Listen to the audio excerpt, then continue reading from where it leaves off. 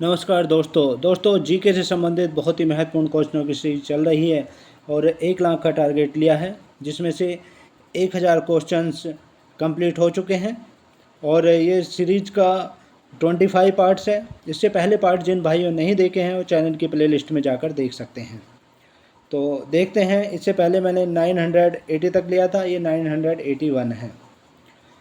निम्नलिखित यूरोपीय शक्तियों में से किसने शिवाजी को तोपें प्रदान की? तो निम्नलिखित यूरोपीय शक्तियों में से जिसने शिवाजी को तोपें प्रदान की थी वो थे अंग्रेज। सी पार्ट करेक्ट आंसर है। नेक्स्ट, किसके शासनकाल में मराठा प्रमुख संभाजी की हत्या कर दी गई थी? मराठा प्रमुख संभाजी की हत्या जो हुई थी वो हुई थी औरंगजेब के शासनकाल में। ए पार्ट करेक्ट आंसर है। नेक्स्ट, शिवाजी के साम्राज्य की राजधानी कहाँ थी? तो शिवाजी महाराज का जो साम्राज्य था वो उनकी राजधानी जो थी वो थी रायगढ़ थी। बी पार्ट करेक्ट आंसर है। नेक्स्ट क्वेश्चन देखिए, दासबोध के रचनाकार हैं। दासबोध के जो रचनाकार थे वो हैं Samarth Ramdas. D part correct answer है। नेक्स्ट क्वेश्चन देखिए, सरजामी प्रथा किससे संबंधित थी? तो सरजामी प्रथा जो संबंधित थी वो मराठा भू राजस्व व्यवस्था से संबंधित थी। नेक्स्ट क्वेश्चन देखिए, भारतीय पुनर्जागरण आंदोलन के पिता कौन थे? तो भारतीय पुनर्जागरण आंदोलन के जो पिता थे वो राजा राममोहन राय थे। डी पार्ट करेक्ट आंसर है। नेक्स्ट क्वेश्चन देखिए, 19वीं सदी के महानतम पारसी समाज सुधारक थे। तो 19वीं सदी के महानतम पारसी समाज सुधारक जो थे वो थे बहराम जी एम मालाबारी थे। डी पार्ट करेक्ट आंसर है। नेक्स्ट क्वेश्चन देखिए, किसे भारत का प्रथम आधुनिक व्यक्ति माना जाता है?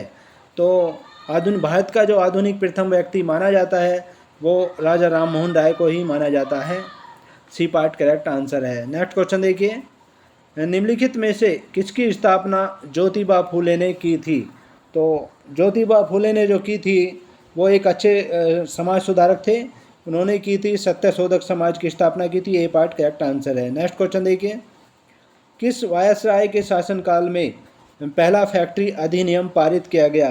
तो ऐसा वायसराय जिसके शासनकाल में पहला फैक्ट्री अधिनियम पारित किया गया था वो था लॉर्ड रिपन था। सी पार्ट करेक्ट आंसर है।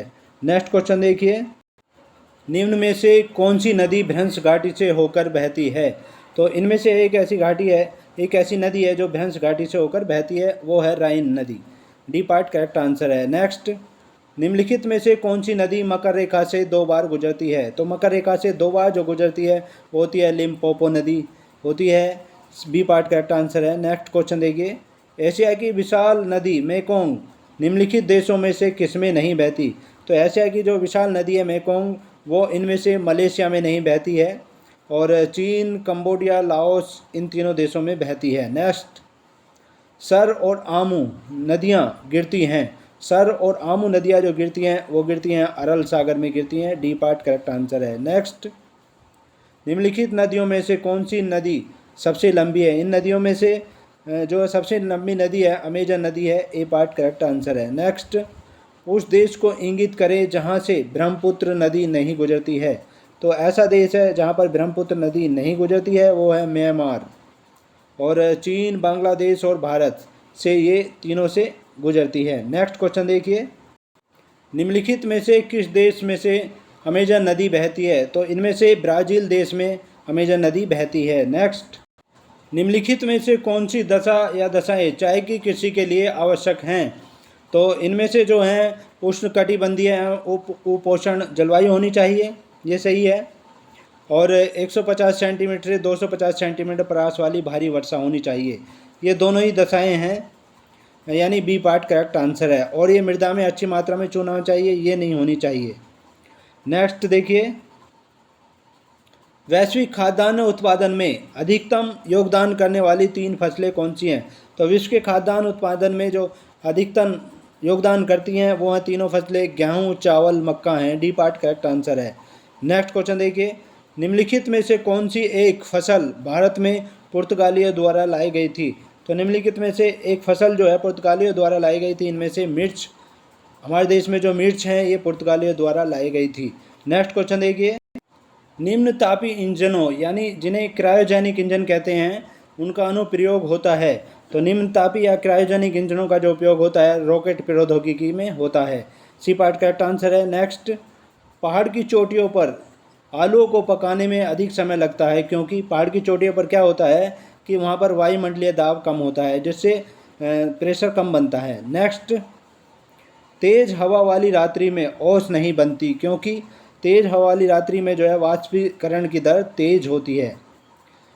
नेक्स्ट, ठोस कपूर से कपूर वाष्प बनाने की प्रक्रिया को क्या कहते हैं?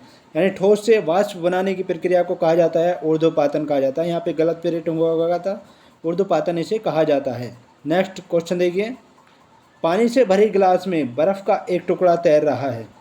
टुकड़े के पूरा पिघल जाने पर गिलास में पानी का तल जो है, गिलास में पानी का तल अपरिवर्तित रहता है। सी पार्ट करेक्ट आंसर है। नेक्स्ट क्वेश्चन देखिए, अनुपम क्या है? अनुपम जो है एक सुपर कंप्यूटर है। बी पार्ट करेक्ट आंसर है। नेक्स्ट, कंप्यूटर डाटा की सबसे छोटी इकाई है। कंप्यूटर डाटा की सबसे छोटी जो इकाई होती है इनमें से बिट होती है। ए पार्ट करेक्ट आंसर है। नेक्स्ट, माइकल एंजेलो वायरस है। ये माइकल एंजेलो वायरस जो होता है कंप्यूटर वायरस होता है, कंप्यूटर में वायरस होता है। नेक्स्ट, कौन सी भाभा परमाणु अनुसंधान केंद्र द्वारा विकसित सुपर कंप्यूटर परियोजना है? तो भाभा परमाणु अनुसंधान केंद्र द्वारा जो विकसित सुपर कंप्यूटर परियोजना है वो है अनुपम। डी पार्ट करेक्ट आंसर है। नेक्स्ट, एक कंप्यूटर की स्मृति सामान्य तौर से किलोबाइट अथवा मेगाबाइट के रूप में व्यक्त की जाती है। एक बाइट बना होता है, एक बाइट जो बना होता है वो होता है 8 द्विआधारी अंकों का बना होता है। ये पार्ट करेक्ट आंसर है। नेक्स्ट क्वेश्चन देखिए, निम्नलिखित में से कौन एक आवेश रहित कण है?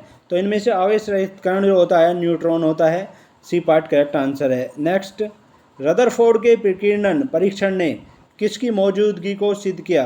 तो रदरफोर्ड के प्रकीर्णन परीक्षण ने जो सिद्ध किया था वो किया था परमाणुओं में न्यूक्लियस की मौजूदगी को सिद्ध किया था। डी पार्ट करेक्ट आंसर है। नेक्स्ट देखिए, किस न्यूक्लियर कण में कोई द्रव्यमान और कोई आवेश नहीं होता किंतु पृथक्करण होता है? तो किस न्यूक्लियर कण में कोई द्रव्यमान आवेश नहीं होता, पृथक्करण होता है? वो होता है न्यूट्रॉनों में। सी पार्ट करेक्ट आंसर है। नेक्स्ट, किन किरणों के प्रकीर्णन से नाभिक के आकार का आकलन किया जा सकता है?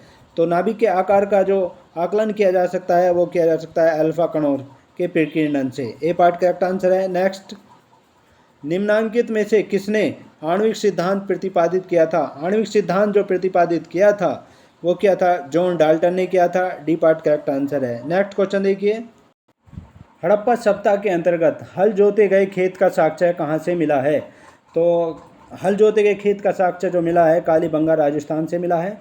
सी पार्ट करेक्ट आंसर है। नेक्स्ट, सिंधु सभ्यता का कौन सा स्थान भारत में स्थित है? भारत में जो स्थित है इनमें से वो है लोथल है इनमें से, और ये हड़प्पा मोहनजोदड़ो पाकिस्तान में है। नेक्स्ट, सिंधु सभ्यता की विकसित अवस्था में निम्नलिखित में से किस स्थल से घरों में कुओं के अवशेष मिले हैं?